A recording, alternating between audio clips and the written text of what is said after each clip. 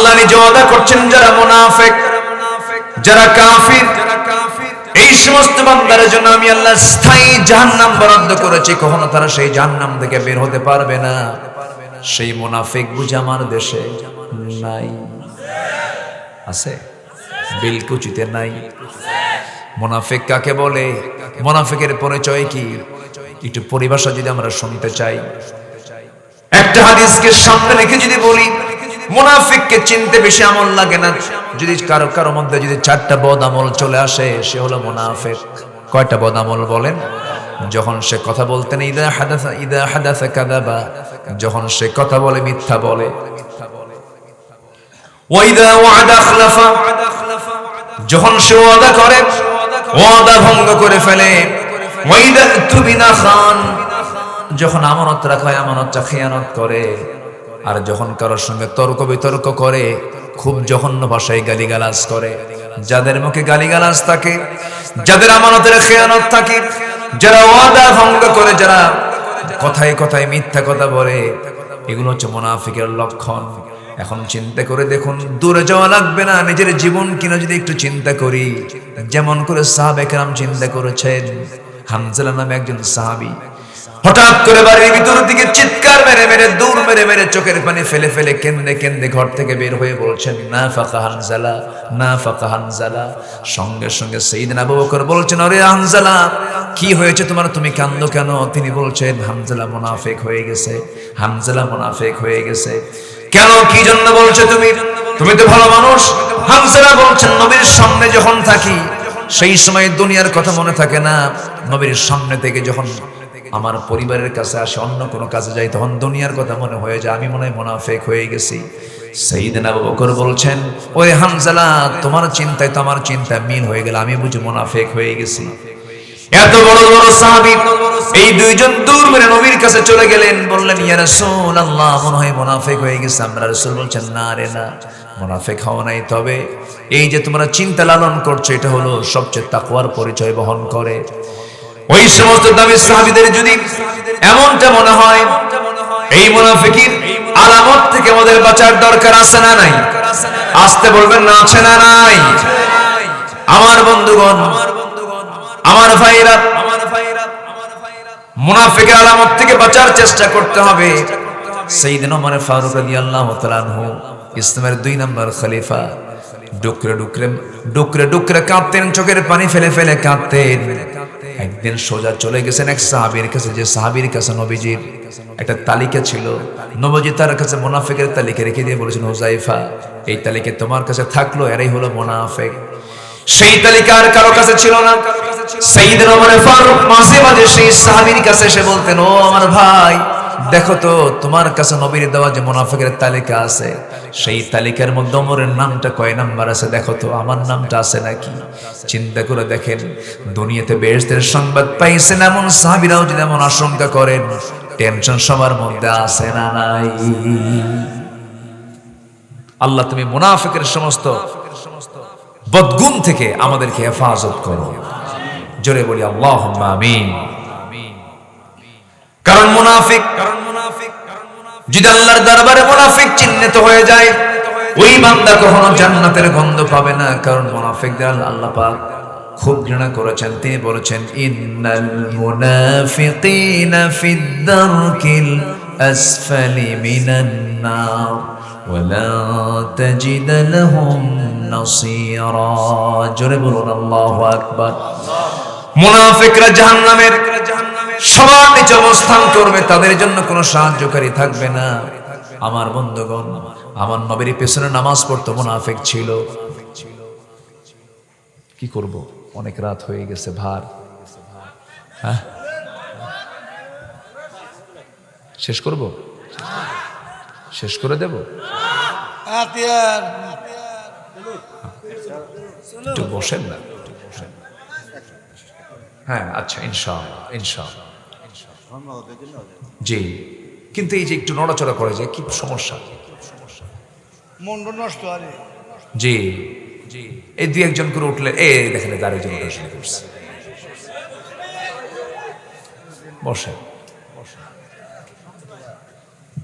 একটু জিকির করি লা ইলাহা, আরো জোরে লা ইলাহা, লা ইলাহা ইল্লাল্লাহ, লা ইলাহা ইল্লাল্লাহ, সুবহানাল্লাহ।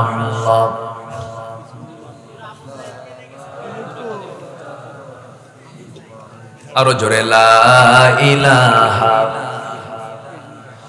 লা ইলাহা ইল্লাল্লাহ, মুহাম্মাদুর রাসূলুল্লাহ সাল্লাল্লাহু আলাইহি ওয়াসাল্লাম।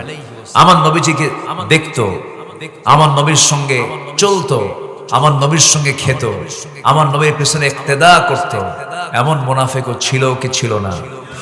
নবীর পিছনে রাসূলকে দেখে যদি মুনাফিক থাকে, এই সমাজে মুনাফিক আছে না নাই? মুনাফিকদের কোনো দোয়া কবুল হয় না, অর্থাৎ মিথ্যুকের দোয়া কবুল হয় না, ওয়াদা ভঙ্গকারীর দোয়া কবুল হয় না, আমানতের খেয়ানতকারীর দোয়া কবুল হয় না। মুখ থেকে যারা বেফাস কথা বলবে তাদের কথা আল্লাহর দরবারে মঞ্জুর হয় না। আমার বন্ধুগণ, একজন মুনাফিক নবীর পিছনে ইক্তেদা করত, তার মৃত্যু হয়ে গেল। নবীজির জীবদ্দশায় তার মৃত্যু হওয়ার সঙ্গে সঙ্গে তার সন্তান একজন ভালো সাহাবী ছিলেন। সেই সাহাবী দৌড় মেরে এসে রাসূলের কাছে বলছেন, ইয়া রাসূলুল্লাহ, আমি জানি আমার বাবা খুব জঘন্য মানুষ, আমার বাবা মুনাফিক ছিল, মুনাফিক হয়ে দুনিয়া থেকে বিদায় নিয়েছে, কিন্তু বাবা, আমার তো বাবা হন তিনি। ইয়া রাসূলুল্লাহ, আপনার কাছে একটু রহমত কামনা করি, আপনি আল্লাহর কাছে বলবেন আমার বাবা দুনিয়া থেকে বিদায় নিয়েছেন, দয়া করে আপনি আমার আব্বার জন্য আপনার গায়ের একটা চাদর আমি আপনার কাছে চাচ্ছি। আমার নবীজি মানা করলেন না, যদিও মুনাফিক, নবীজির হৃদয় ছিল আকাশের মতো উদার। নবীজি তার পরনের গায়ের একখানা জুব্বা হাতের মধ্যে দিয়ে বলছো, আমার সাহাবী আব্দুল্লাহ, যাও তোমার বাবার জন্য আমি দিলাম, তুমি যেহেতু আমার পছন্দের সাহাবী, যাও নিয়ে যাও। নিয়ে গেলেন। মনে মনে ভাবলেন, আমার বাবা মুনাফিক, দেখি আব্বার গায়ে যদি এই জুব্বাও পড়ায় দেই, আল্লাহ মাফও করতে পারেন। গোসল করানো হলো, কাফনের কাপড় পরানো হলো, জানাজার সময় হয়ে গেছে। ওই সাহাবী করলেন কি, নবীর কাছে গিয়ে বলছেন, ইয়া রাসূলুল্লাহ, ইয়া হাবিবাল্লাহ, আমার বাবার জানাজার সময় হয়ে গেছে, আমি আপনার কাছে প্রস্তাব নিয়ে এসেছি, যদি দয়া করে আমার বাবার জানাজাটা আপনি পড়ায় দিতেন। আমার নবীজি বলছেন, সাহাবী রে, তুমি তোমার পছন্দের সাহাবী যেহেতু বলছো, যাও, আমি জানাজায় হাজির হয়ে যাব। বলেন তো, আমার নবীর আগে কেউ নামাজ পড়াতে পারবে নাকি? পারবে না। জানাজার প্রান্তে হাজির হয়ে গেলেন, সামনে দাঁড়ালেন, পিছন থেকে ওমর ফারুক রাদিয়াল্লাহু তাআলা নবীজির পিছন থেকে জুব্বাটা বারবার টানতেছেন আর বলতেছেন, হুজুর, মুনাফিকের জানাজা কেমন করে পড়াবেন আপনি? রাসূল বলছেন, ওমর রে, আমাকে বাধা দিও না, আমাকে নামাজটা পড়তে দাও। নবীজি জানাজা সম্পূর্ণ করলেন। সম্পূর্ণ হওয়ার সঙ্গে সঙ্গে আয়াত নাযিল হয়ে গেছে। রাসূলকে বলা হচ্ছে, ইন তাস্তাগফির লাহুম আও লা তাস্তাগফির লাহুম, ইন তাস্তাগফির লাহুম ৭০ মাররাতান ফালাই ইয়াগফিরাল্লাহু লাহুম। হে রাসূল, আপনি যদি ওই মুনাফিকের জন্য যদি ১০০০ বার দোয়া করেন, সেই দোয়া কবুল হবে না, কারণ সে হলো মুনাফিক। মুনাফিকের পক্ষে যদি বিশ্ব নবীও দোয়া করেন, সেই দোয়া যদি কবুল না হয়, সেই মুনাফিকের আচরণ থেকে আল্লাহ তাআলা আমাদের হেফাজত করুন। জোরে বলি আল্লাহুম্মা আমিন। আমার বন্ধুগণ, ১০ শ্রেণীর উপরে আল্লাহর লানত, এর মধ্যে ৬টা শ্রেণী বলে ফেলেছি, আর মোটামুটি 4টা শ্রেণী আছে, যে সমস্ত শ্রেণীগুলো জাহান্নামের অতল গহ্বরে অবস্থান করবে। আল্লাহ রাব্বুল আলামিন বলেন, যারা কুফরি করবে, কাফের অবস্থায় যারা দুনিয়া থেকে বিদায় নেবে, আল্লাহ রাব্বুল আলামিন বলছেন তারা চিরস্থায়ী জাহান্নামী, তারা কখনো জান্নাতের গন্ধ পাবে না। আমার লানত তাদের উপরে নাযিল হয়ে যাবে। ইন্নাল্লাযীনা কাফারু ওয়া মাতু ওয়া হুম কুফফার উলাইকা আলাইহিম লা'নাতুল্লাহ ওয়াল মালাইকাতি ওয়ান নাসি আজমাইন। জোরে বলুন আল্লাহু আকবার। যারা কাফের অবস্থায় দুনিয়া থেকে বিদায় নেবে, কুফরি করে দুনিয়া থেকে বিদায় নেবে, আল্লাহর বাসায় তারা কখনো জান্নাতের গন্ধ পাবে না, এবং এরা আল্লাহর লানতের মধ্যে পড়ে যাবে। আল্লাহর লানত থেকে বাঁচার জন্য কুফরি হালতের কোনো কাজ করা যাবে না। কাফের অবস্থায় মৃত্যুবরণ হওয়া যাবে না। কাফের কিন্তু কোন সম্প্রদায়ের নাম নয়, অনেক মুসলিম নামদারি কাফেরও আছে না নাই? আসতে বলবেন না, আছে না নাই? আল্লাহর যারা আইনকে বিশ্বাস করে না তারা কি বলেন? যারা আল্লাহর আইন দিয়ে বিচার কার্য না ফয়সালা করে, দুনিয়ার আইন দিয়ে বিচার কার্য ফয়সালা করে এবং এটাকে বিশ্বাস করে, তারা কি? কাফের।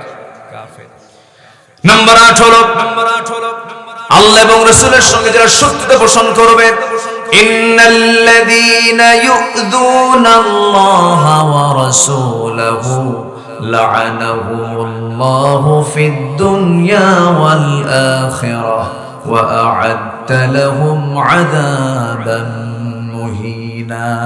জোরে বলুন আল্লাহু আকবার। আল্লাহ এবং রাসূলকে যারা কষ্ট দেবে, আল্লাহ লানত তাদের উপরে। কষ্ট দেওয়া মানে আল্লাহর সুন্নাত, নবীর সুন্নাহকে যারা অমান্য করবে, আল্লাহর দেওয়া আইনকে, বিধান কানুনকে যারা অন্যায়, এটাকে অবিশ্বাস করবে, এটাকে অন্যায় মনে করবে, এটাকে নীতি বহির্ভূত মনে করবে, যারা বলে যে না আল্লাহর আইন এখন চলতে পারে না, এই দুনিয়াতে, আধুনিক দুনিয়াতে আল্লাহর বিধানটা অকার্যকর, এটা গ্রহণযোগ্য নয়, তার ঈমান আছে না গেছে? ঈমানটা চলে গেছে।